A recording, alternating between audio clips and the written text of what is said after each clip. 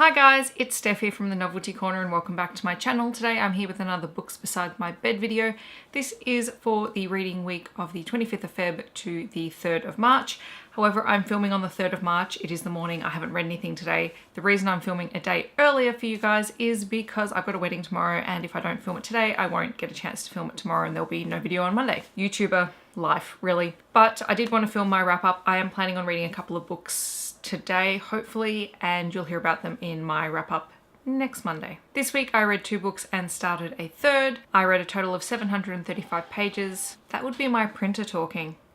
Let's wait for it to stop. I read 735 pages and my yearly reading total is up to 34 books. The first book that I read this week was Grey Veil by Lynette Noni. This is a 2018 release by Pantera Press. This is the 4th book in the series. I really love the Madoran Chronicles, which this is part of, and I have to say this book really let me down a little bit because I basically binge read the first 3 books a while ago. I can't remember whether it was at the end of last year or if it was this year, but I binge read all 3 of them and I adore them because they're easy to read, light, fluffy, uncomplicated young adult fantasy books. And they read more younger YA than older YA, so you know, you take what you get with that. But this one, it just felt like part of it could have been cut out.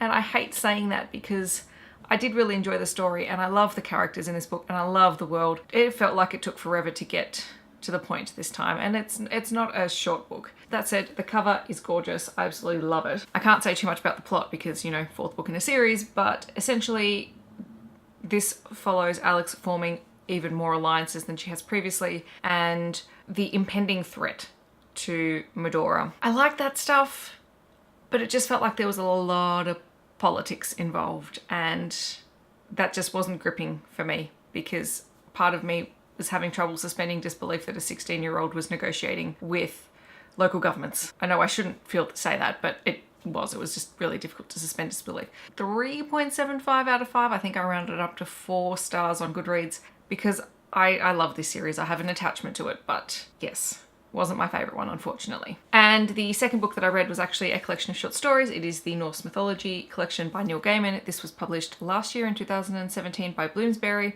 I gave it, again, probably 3.5, 3.75 out of 5 stars. I love Neil Gaiman's writing. I can read it. It's so easy.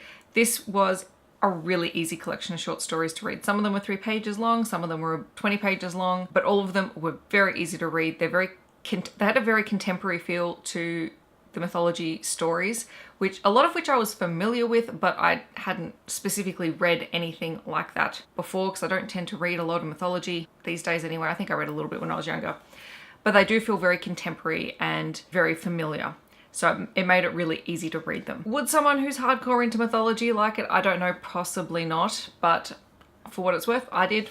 And again, also gorgeous covers. So this week was the reading of the gorgeous covers. And then I also started Frankenstein, so I've read the first 50 pages of this, but I will be talking about this on Friday in my first 3-chapter wrap-up, this book discussion. That's what I read this week. Super quick video from me today. In the comments, let me know what you have been reading this week. I hope that wherever you are in the world, you are having a wonderful day, and I'll catch you guys in my next video. Thank you so much for watching. Bye guys.